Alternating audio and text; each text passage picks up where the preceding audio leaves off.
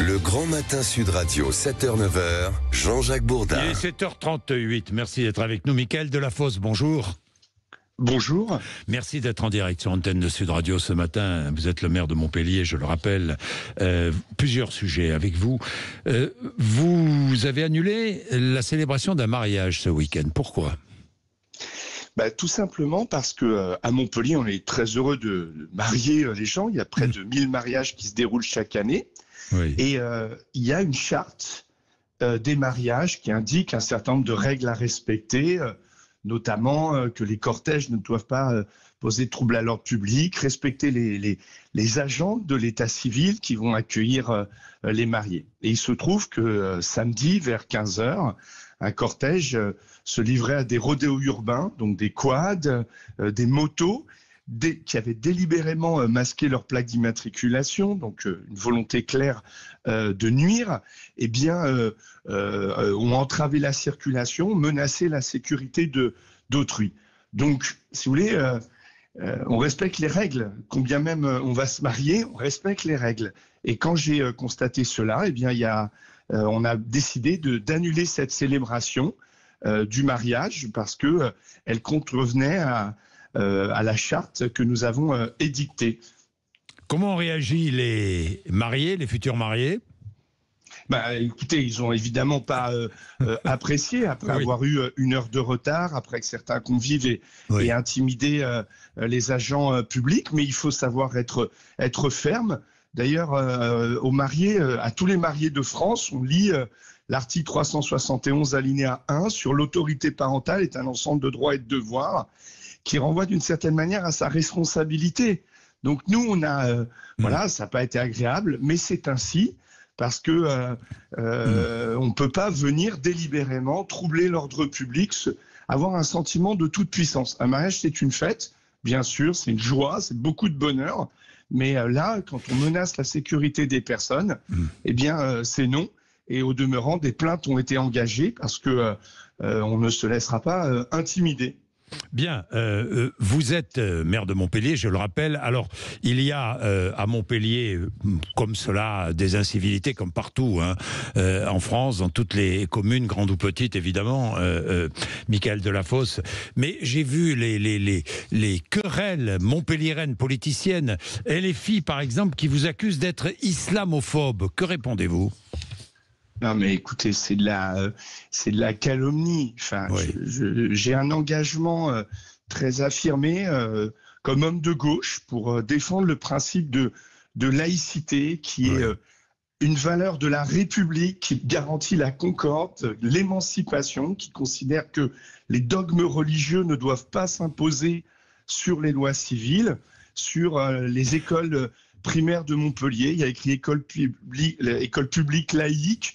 On a mis en place un plan de soutien scolaire public, laïque et gratuit. Je mène un combat contre le séparatisme religieux.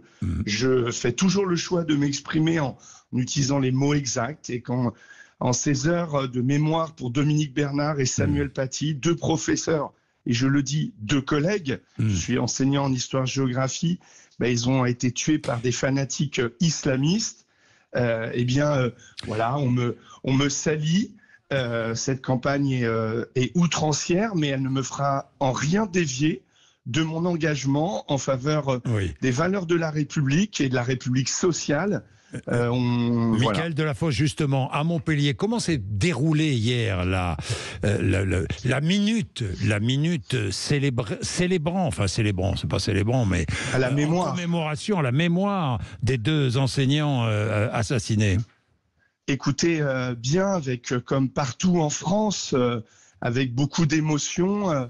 Moi, j'étais aux côtés de Madame la rectrice dans la cour du rectorat. Le sentiment est toujours très grave, poignant, parce que deux professeurs, parce qu'ils faisaient leur travail, ils le faisaient admirablement bien, ont été tués par des fanatiques islamistes.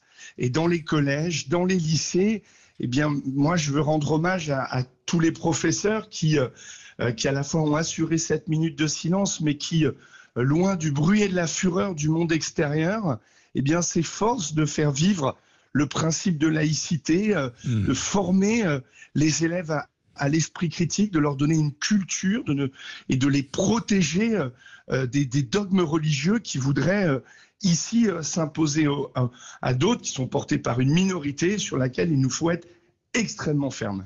Dernière chose, le budget, on attend les discussions budgétaires à l'Assemblée et au Sénat, évidemment, mais dans le cadre du projet de loi de finances, vous avez fait vos comptes, la métropole montpelliéraine va devoir faire avec 13 millions d'euros de moins dans son budget. Comment ferez-vous ?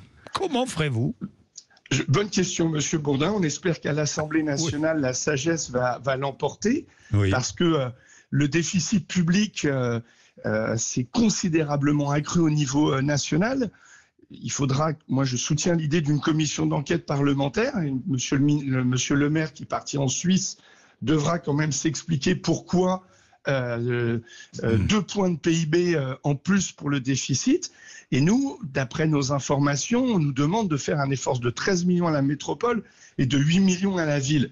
Mais ça veut donc dire qu'on va devoir fermer des services publics qui sont essentiels, comme une médiathèque, un lieu de culture. On va peut-être réduire nos efforts en faveur de la protection de nos concitoyens. Je pense ici à la police métropolitaine des transports. Donc cette coupe qu'on nous demande de faire dans les services publics, il faut que chacun de vos auditeurs et de vos auditrices soit conscient qu'elle va fragiliser les services publics qui rendent des services au quotidien à chacun de nos administrés, à Montpellier et ailleurs. Donc moi j'espère que le Parlement va modifier en profondeur ces choix-là, parce que les mairies, les intercommunalités, elles jouent un rôle de proximité essentiel. Est-ce qu'il faut fermer des crèches alors qu'on a un problème de natalité en France, parce que justement il n'y a pas assez de solutions pour garder les enfants dans les bas âges? Je ne crois pas. On a plutôt besoin d'un service public territorial, d'ailleurs efficace, salué par nos concitoyens. On ne doit pas, nous, élus locaux, s'exonérer d'efforts de gestion. J'en ai fait. Je fais adopter un plan de lutte contre l'absentéisme. On a mis les 1607 heures dans la fonction publique territoriale, ce qui n'était pas fait. Voilà, donc moi j'appelle à la sagesse de l'Assemblée nationale sur ce sujet pour protéger les services publics locaux. Merci Mickaël Delafosse, merci d'avoir été avec nous. Merci beaucoup. Merci beaucoup.